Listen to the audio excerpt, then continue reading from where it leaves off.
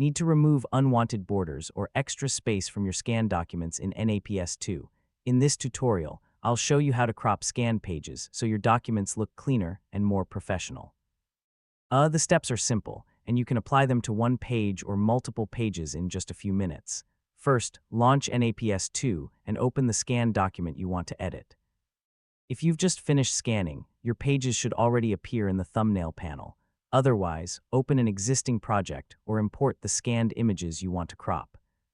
Next, click the page you want to edit. Once it's selected, open the image editing options and choose the crop tool if it's available in your version of NAPS2. Yeah, some versions may place editing tools in different menus, so take a quick look through the toolbar or image menu.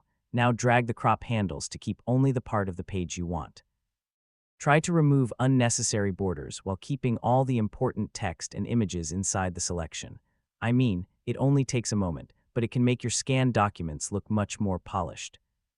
Once you're happy with the selection, apply the crop and review the updated page. If you're editing several pages, repeat the same process for each one and make sure everything looks consistent before saving. Finally, click Save PDF if you want to create a PDF, or choose another export option that fits your needs. After saving, open the file to confirm your cropped pages look exactly the way you intended, and that's how to crop scanned documents in NAPS2. Keeping your scans neatly trimmed makes them easier to read, easier to share, and more professional overall. Thanks for watching, and I'll see you in the next tutorial.